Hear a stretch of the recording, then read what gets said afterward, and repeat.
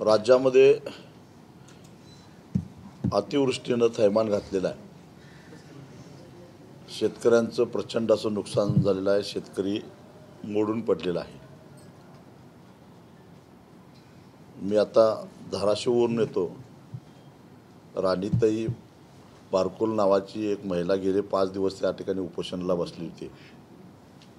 अतिवृष्टीमध्ये झालेल्या नुकसानीच्या धक्क्याने तिच्या सासऱ्याचं 10 दिवसापूर्वी निधन झालं आणि म्हणून ती 5व्या दिवशीच येऊन या सगळ्या व्यवस्थेला जबाबदार असणाऱ्या सरकारला जाब विचारण्यासाठी म्हणून उपोषणाला बसली होती।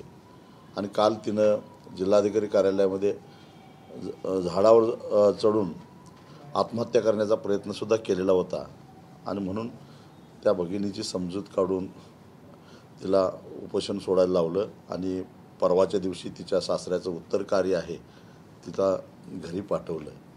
म्हणजे अशा प्रकारच्या प्रतिक्रिया उमटल्यात। मी या दौऱ्यामध्ये जवळजवळ 5-6 आत्महत्याग्रस्त कुटुंबियांना भेटी दिल्या, जे अतिवृष्टीमुळे झालेलं नुकसान सहन न झाल्यामुळं हवालदिल होऊन आत्महत्या केलेले अशी कुटुंब होती। म्हणजे शेतकरी खचलेला आहे, मोडून पडलेला आहे आणि या शेतकऱ्याला आधाराची गरज आहे।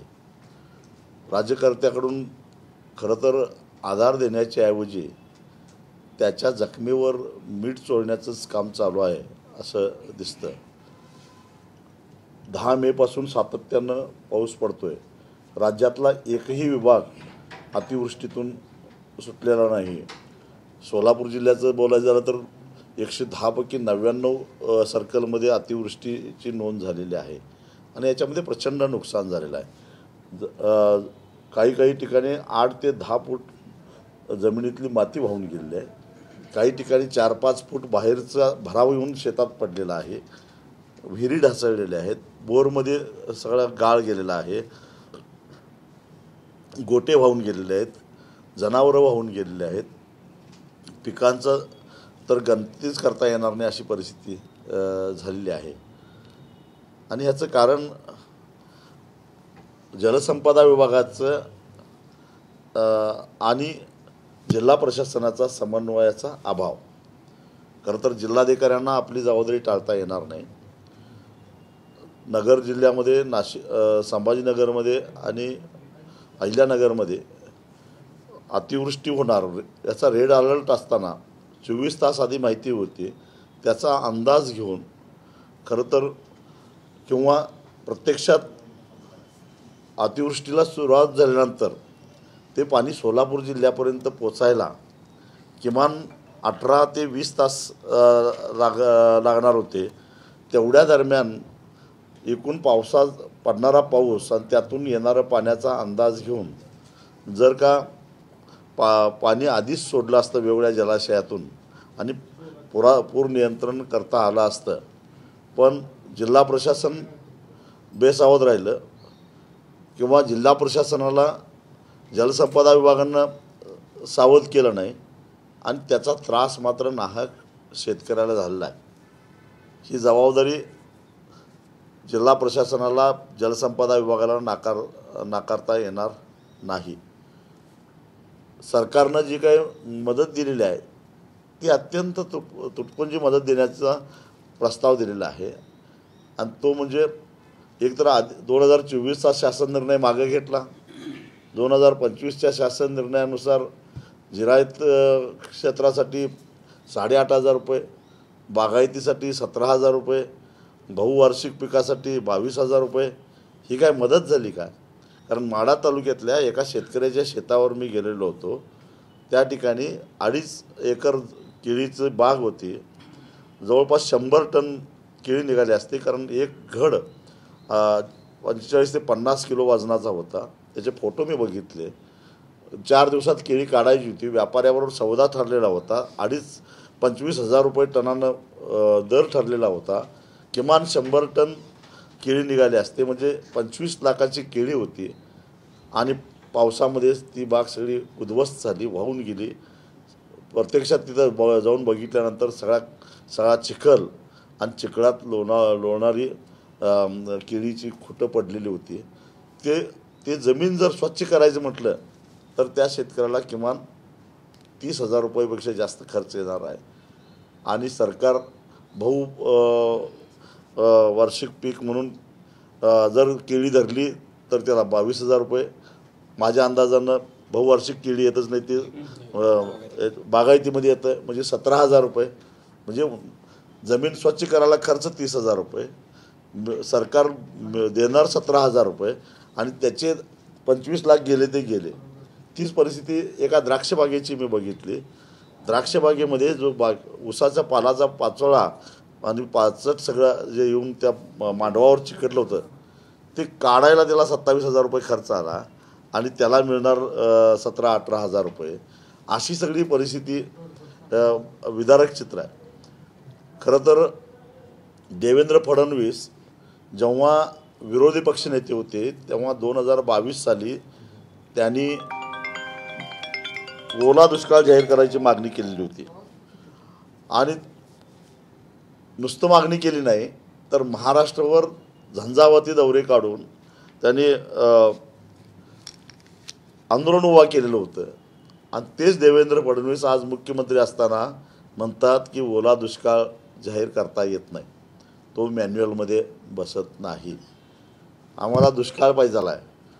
ओला आणि वाळला कसाही असला, कोरडा असो ओला असो, दुष्काळ सरकारनं म्हटलं की मग पीक कर्ज माफ करावं लागतं, विद्यार्थ्यांची शिक्षणाची फी माफ करावी लागते, सरकारी देणी जे आहेत त्याच्या वसुलीला स्थगित द्यावी लागते. म्हणून आम्हाला ओला दुष्काळ पाहिजे आहे.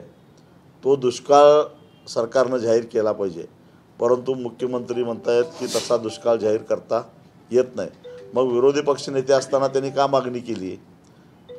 त्यांचं पत्र माझ्याकडं आहे. त्यांनी का दिशाभूल केली शेतकऱ्यांची आणि सरकारची सुद्धा? तेव्हा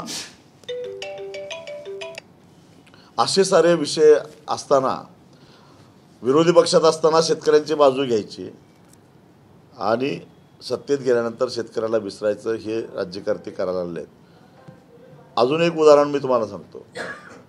2019 साली देवेंद्र फडणवीसच मुख्यमंत्री होते आणि त्यावेळी महाराष्ट्रामध्ये अतिवृष्टी झाली होती. पण त्यावेळच्यापेक्षा जास्त अतिवृष्टी आत्ता झालेली आहे.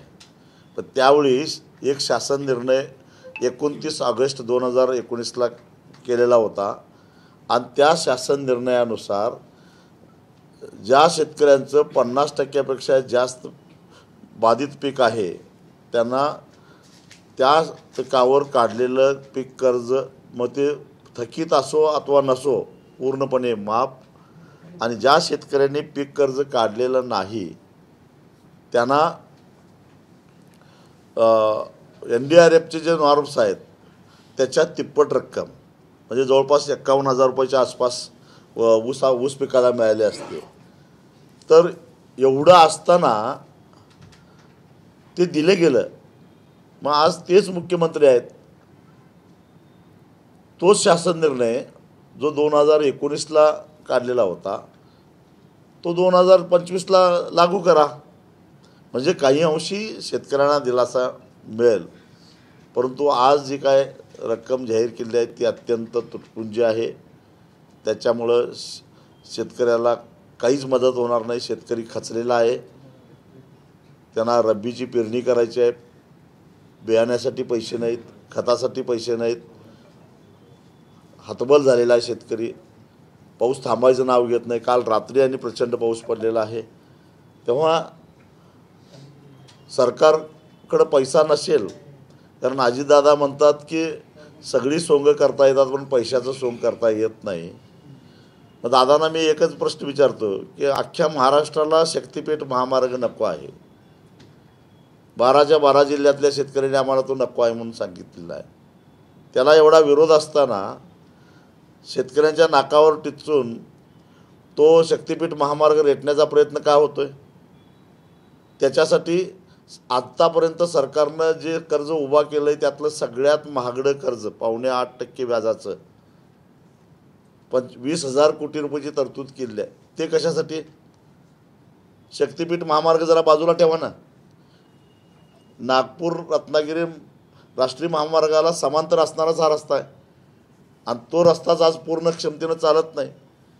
त्या रस्त्यावर एका टोलमधून किमान 40 लाख रुपये वसुली अपेक्षित असताना केवळ 8 ते 9 लाख रुपये वसुली व्हायला लागलेली आहे.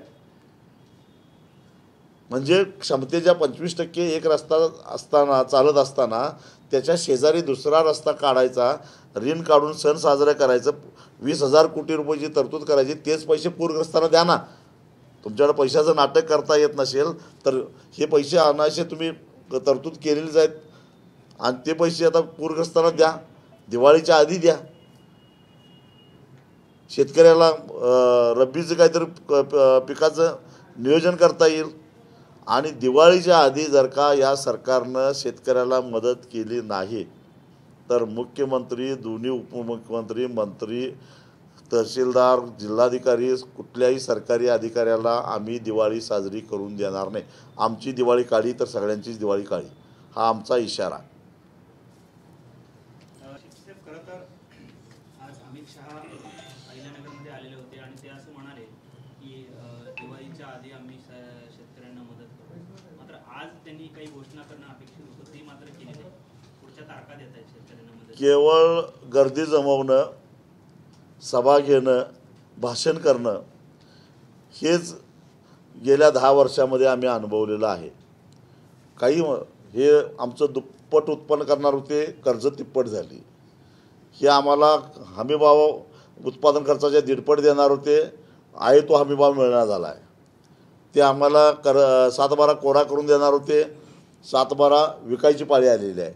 त्यामुळं यांच्यावर आता कोणाचा विश्वास राहिलेला नाही. अगदी उदाहरणं द्यायचं झालं तर महाराष्ट्र सारा दुःखात आहे. शेतकरी दररोज 8 शेतकरी आत्महत्या करत आहेत. अशा परिस्थितीमध्ये शिर्डीला जवळजवळ 2-2.5 कोटी रुपये नुसतं मंडप उभा करून जी मोठी सभा घेतली, त्यात एखाद्या लहान गावातल्या शेतकऱ्यांना पुनर्वसन करता आलं असतं, त्यांना मदत करता आली असते आणि मग बाकीचा खुर्दा किती खर्च झाला त्याच्यात गणतीच करू नये. एवढा पैसा खर्च, मोठमोठे कार्यक्रम घ्यायचं, एखाद्या हिट चित्रपटासारखं सगळं प्रेझेंटेशन करायचं, इव्हेंट करायचा आणि जनतेला उल्लू बनवायचं, हे धंदे आता बंद करा.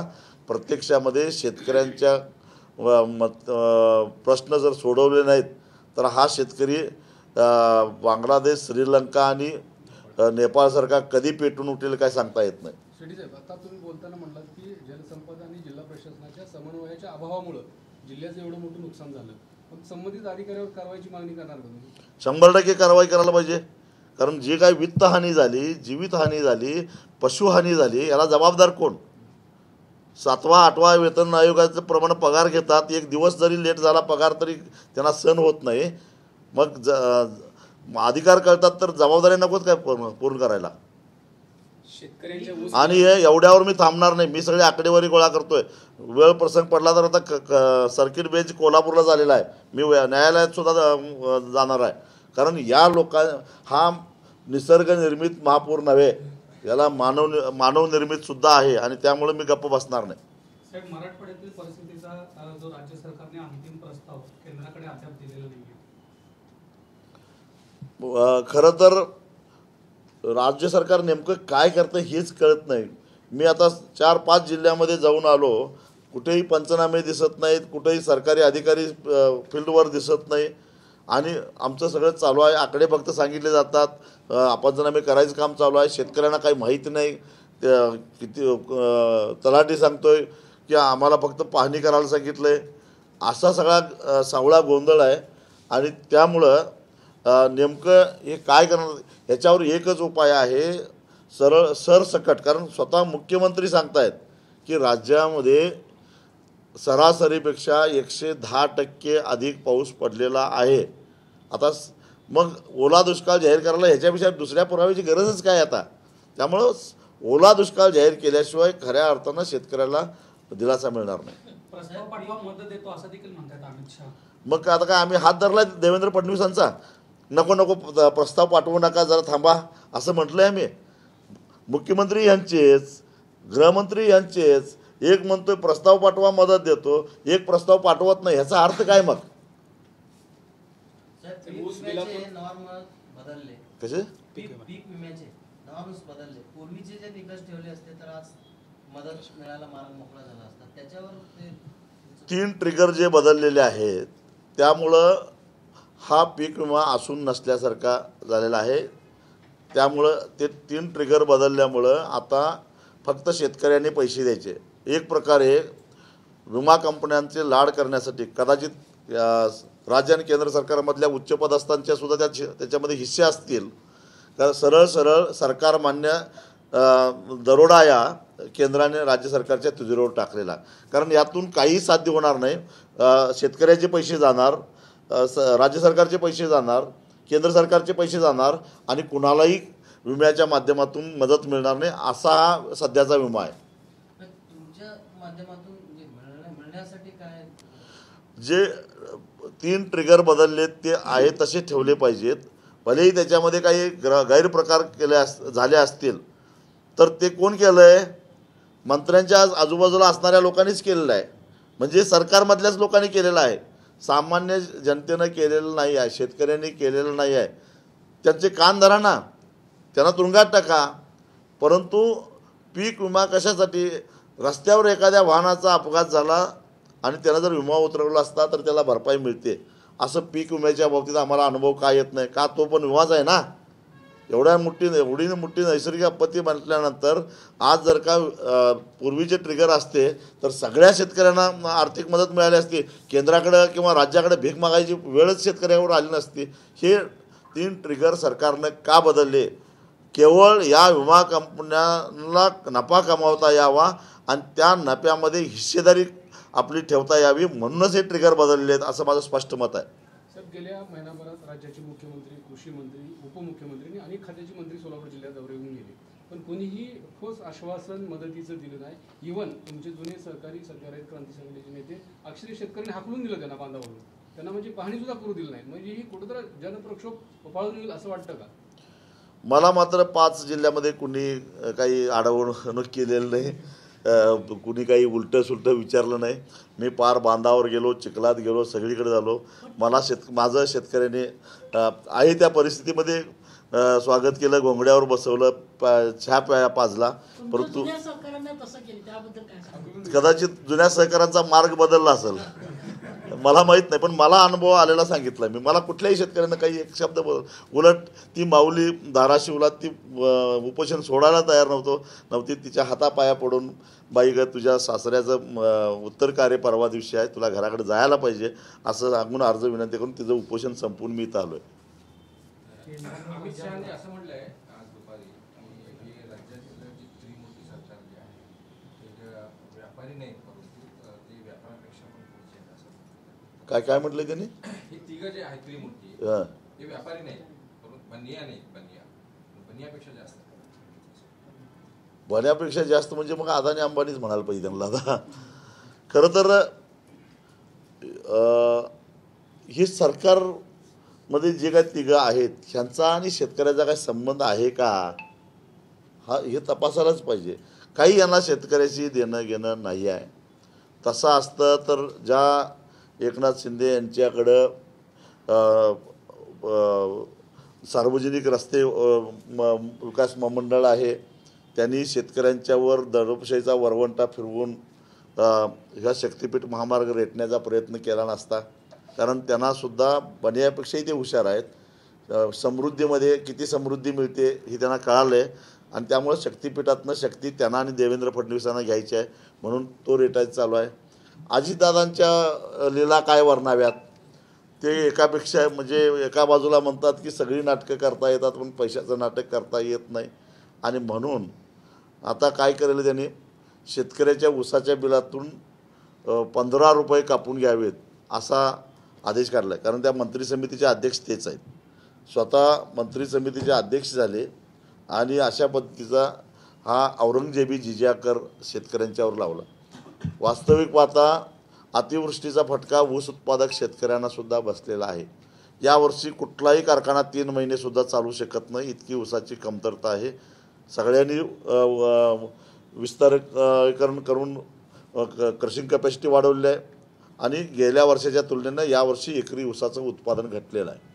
ऊसाचं उत्पादन घटायचं कारण 10 मेपासून आज अखेरपर्यंत अपवादानंच सूर्यदर्शन झालेलं आहे आणि सूर्यप्रकाश न मिळाल्यामुळं अन्न तयार करण्याची प्रक्रिया जी आहे ऊसातली ती मंदावली आणि त्यामुळे एकरी 7 ते 10 टनाचा ऊसाचं उत्पादन घटलेलं आहे.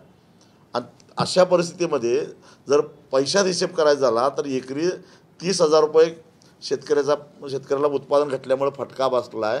आणि त्यात अजितदादांचा हा जिजिया कर 15 रुपये टनाला हा बसलेला आहे. त्यात ही बघा दलाली कशी, सरकार दलाल आहे काय, खरोखरच अमित शहा म्हटले ते बरोबरच आहे. हे बनियापेक्षाही वरचे आहेत, कारण कापून घेतले 15 आणि पूरग्रस्तांना त्यातले 5च, म्हणजे 70% कमिशन. पुरावाच दिला आहे देतो ना. मुख्यमंत्री देवेंद्र फडणवीस दौऱ्यावर असताना एका शेतकऱ्यांनी प्रश्न विचारल्यावर त्यांना जे राजकारण करू नका किंवा असं ते शेतकऱ्याला उचलून लातूर जिल्ह्यातल्या उजनी गावातला कोळी नावाचा तो शेतकरी आहे आणि मी आता त्याचा सत्कार करूनच आलो येताना. शाबाश पट्ट्या म्हटलं, या महाराष्ट्रातला कुणीतरी एक आहे मुख्यमंत्र्याला जाब विचारणारा. खरं तर तो एक सामान्य शेतकरी आहे, तो काही कुठल्या राजकीय पक्षाचा कार्यकर्ता नाही, काही नाही. ज्यावेळी मुख्यमंत्री आले त्यावेळी त्याच्या शेतामध्ये जवळजवळ 17 ते 18 फूट पाणी होतं आणि त्यामुळं त्या 17-18 फूट पाण्याखाली दबलेल्या पिकाची त्याला काळजी होती आणि त्या काळजीतून त्यानं जर मुख्यमंत्र्याला तसा प्रश्न विचारलेला असेल तर ते काय गैर नाही आहे. राजकारण मुख्यमंत्र्यांच्याच डोक्यामध्ये आहे आणि नसेल तर मग त्यांनी एकदा सांगावं की 2022ला ओला दुष्काळ जाहीर करा म्हणून सगळं महाराष्ट्र पेटवला, ते राजकारण नव्हतं का? मग आता ओला दुष्काळ जाहीर करता येत नाही, मॅन्युअलमध्ये बसत नाही असं मुख्यमंत्री म्हणतात, हे राजकारण नाही का? तुम्ही सगळे काटा मारता आणि काटा मारूनसुद्धा सरकारला 15 रुपये देत नाही, 2.5 लाख काहीतरी 25 लाख मागितले, ते 25 लाख देत नाही, तुमचं सगळ्याचं रेकॉर्ड माझ्याकडं आहे असं म्हणतात, हे राजकारण नव्हे का? कारण मग मुख्यमंत्र्यांना माहिती, मी तर 2014 साली यांना सगळे मुख्यमंत्री झाल्या सगळे पुरावे दिले, ते पुरावे कुठे गेले मला माहीत नाही, पण ज्यांच्या विरोधातले पुरावे होते ते सगळे भाजपमध्ये गेले, ते तेवढं मी 10 वर्षात बघितलं. आणि ते पुरावे एवढे यांच्याकडं पुरावे होते, काटा मारतात, मग तर तरीसुद्धा यांनी त्यांच्यावर कारवाई का केली नाही? आम्ही सातत्यानं घसा फोडून सांगतोय, महाराष्ट्रातल्या सगळ्या साखर कारखान्यांचे काटे ऑनलाईन करात, म्हणजे काटामारीला चाप बसेल. आज AI टेक्नॉलॉजीचं सगळं उदो करतात. AI टेक्नॉलॉजीच्या माध्यमातून काटामारीवर आणि रिकव्हरी चोरीवर सहजगत्या नियंत्रण आणता येतं. AI साठी सरकारनं 500 कोटी रुपयाची तरतूद केली आहे. मग काटामारी आणि रिकव्हरी चोरीचा सुद्धा त्याच्यामध्ये समावेश का केला नाही? यांच्या कारखान्याला ऊस कमी पडतो म्हणून फक्त उत्पादन वाढीसाठी त्यांना AI पाहिजे, काटामारी आणि रिकव्हरी चोरीवर ह्यांना AI का नको? आणि सगळ्यात महत्त्वाची गोष्ट म्हणजे मग मुख्यमंत्र्यांना काटामारी माहिती होतं तर मग त्यांच्यावर कारवाई का करत नाही? आणि हे मुख्यमंत्री राजकारण करतायत, कारण आम्ही संघर्ष करून हायकोर्टातून एक रकमी FRPचा निर्णय आणलेला होता. राज्य साखर संघानं त्याच्या विरोधात सुप्रीम कोर्टात अपील केलं असतं तर मी समजू शकलो असतो, कारण ते साखर कारखानदारांची संघटना आहे. पण राज्य सरकार आमच्या विरोधात गेलं. महाराष्ट्रातल्या ऊस उत्पादक शेतकऱ्यांच्या विरोधामध्ये सुप्रीम कोर्टामध्ये कोण गेलं? तर राज्य सरकार गेलं. मग राजकारण कोण करतंय सांगा आता? तुम्ही म्हणताय यांचा शेतकऱ्यांचा काही संबंध नाही, पण अजित पवार सारखं म्हणतात की मी सुद्धा शेतकरी आहे, एकनाथ शिंदे काय करतात दरे गावात शेती करायला निघून जातात, हे काय चालेल सगळं दिखावा आहे? आता घात आल्यानंतर काही आमच्या आता अडसाली ऊसाच्या लागणी आहेत, त्याची भरणी करायची वेळ आली आहे, तेघांनाही भरणीला बोलवतो, बघतोस. स्थानिक स्वराज्य संस्थाच्या निवडणुका होणार आहेत पुढील काही महिन्यात, शेतकरी स्वाभिमानी संघटना काय पहिल्यांदा आमच्या डोळ्यासमोर आहे ते शेतकऱ्याचं हे जे कर्जमाफीतून मुक्तता, बाकीचे हे जे पूरग्रस्तांना मदत, यासाठी आम्ही पहिल्यांदा लढा उभा करतो आहे आणि त्यातून शेतकऱ्यांना न्याय देण्याचा प्रयत्न करतो आहे. पण चळवळीची ताकद वाढवायची असेल तर दीर्घकाळ चळवळीमध्ये काम करणाऱ्या कार्यकर्त्याला एखाद्या सभागृहात जर पाठवलं तर आपोआपच चळवळीची ताकद वाढते. हे मी माझ्या स्वतःच्या अनुभवावरनं 20-25 वर्षामध्ये अनुभव घेतलेला आहे. आणि त्यामुळं जे आमचे कार्यकर्ते दीर्घकाळापासून काम करत आहेत, शेतकऱ्यांच्या विश्वासाला पात्र आहेत, त्यांना निवडून आणण्यासाठी आम्ही निश्चितच प्रयत्न करणार आहोत. पूर्वीसारखी तुमची आंदोलनं आता होताना दिसत नाही. पूर्वीसारखी आंदोलनं होत नाहीत का, याचं कारण शेतकरीसुद्धा पूर्वीसारखे वागत नाही आहेत, हे आहे. का या सरकारविषयी तुमच्याविषयी सॉफ्ट करणार आहे का? सॉफ्ट करणार असतं तर मगाशी एवढं बोललो असतो का? शरद पवार असं म्हणाले, शेतकरी वागत नाही. या मुद्द्यावर एखादं मोठं आंदोलन तुम्ही नाही साहेब, पण असं म्हणाले, शेतकरी वागत नाही, नेमकं काय झालं? शेतकरी काय वागत नाही, काय झालं? असं आहे की जीवावर उदारून कार्यकर्ते काम करतात, अनेकांना अंगावर घेतात, पोलिसांच्या लाट्याकाठ्या खातात, पण त्याला शेतकऱ्यांच्याकडून जेवढा प्रतिसाद मिळाला पाहिजे तो मिळताना दिसत नाही. पण तरीसुद्धा आम्ही उमेद सोडलेली नाही, कारण शेतकऱ्यांच्याही काही अडचणी आहेत, त्यांनाही त्रास होतो हे समजून घेऊन आम्ही आमच्या परीनं प्रयत्न करतो आहे. आणि आंदोलनाचं म्हटलं तर मी आत्ता मगाशीच इशारा दिलेला आहे की महापूरग्रस्त आणि अतिवृष्टीग्रस्त शेतकऱ्यांना जर दिवाळीपूर्वी मदत दिली गेली नाही आणि त्यांची दिवाळी चांगली झाली नाही तर आम्ही कुणाचीच दिवाळी चांगली होऊन देणार नाही. नुकसान भरपाई किती मिळाली पाहिजे अशी मागणी आपली? मी आत्ताच सांगितलं की 2019चा जो शासन निर्णय आहे त्याची अंमलबजावणी केली तरी चालेल. आम्हाला पाहिजेत 50,000 रुपये एकरी, पण किमान 2019 प्रमाणे तरी द्या. शेजारी कर्नाटक आणि मध्य प्रदेश महाराष्ट्रापेक्षा जास्त जाहीर केलं. याचं कारण पंजाबनंही केलेलं आहे. पंजाबनं सगळ्यात जास्त केलेलं आहे. खरं तर पंजाबचा GDP हा महाराष्ट्राच्या GDPच्या 30%सुद्धा नाही, तरीसुद्धा महाराष्ट्रापेक्षा पंजाबचं सरकार त्यांना जास्त देतं आहे. आणि केंद्र सरकारसुद्धा पंजाबला भरीव मदत करतं. याचं एकमेव कारण हे आहे की पंजाबचा शेतकरी खवळला की थेट दिल्लीत शिरतो आणि त्याला सरकार घाबरतं. विरोधी पक्षाचं सरकार असूनसुद्धा केंद्र सरकार तिथं मदत करतं. बिहारमध्ये मदत जास्त दिली महाराष्ट्रापेक्षा. याचं कारण बिहारच्या निवडणुका आहेत आणि म्हणून निवडणुका डोळ्यासमोर ठेवून तिथं जास्त दिलं.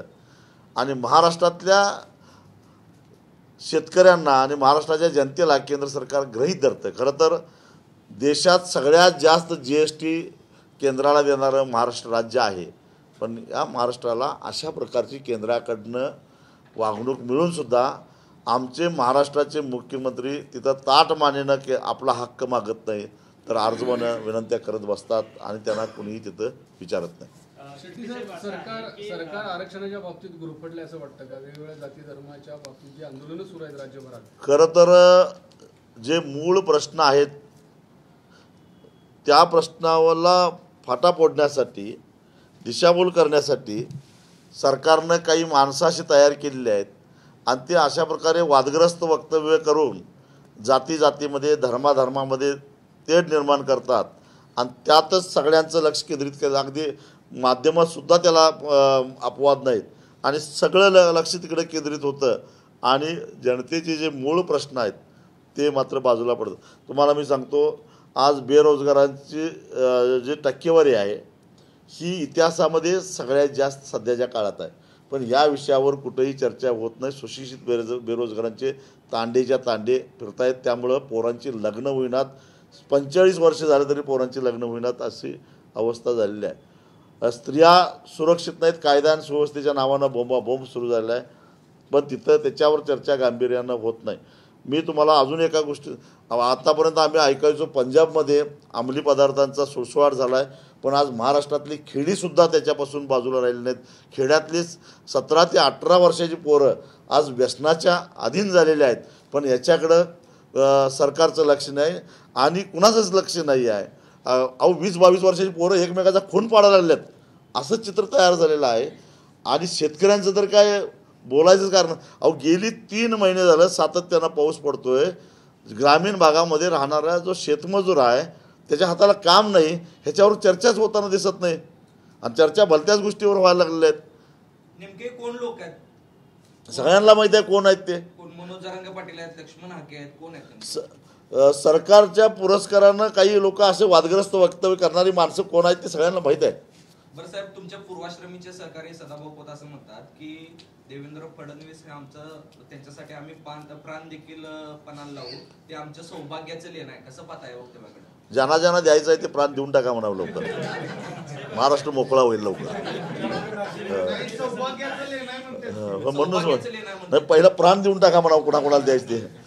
आम्ही त्यांनी आम्हालाही त्यांची निष्ठा जरा तपासायची आहे. देवेंद्र फडणवीस म्हणतायत की आम्ही जे काटा मारणारे कारखाने आहेत ते आम्ही शोधलेले आहेत आणि त्याची यादी शरद पवारांना देणार आहे. तर कदाचित तुम्ही जे पुरावे दिलेले 2014ला तेच ते शरद पवारांकडे सुपूर्द करणार की काय? नाही, पवारांना कशाला देताय? पवार आता कुठं सत्तेत आहेत? अमित शहाना द्या, तुम्ही कारवाई करा. आणि तुमच्या अवतीभोवती आहेत त्यांचं काय करणार?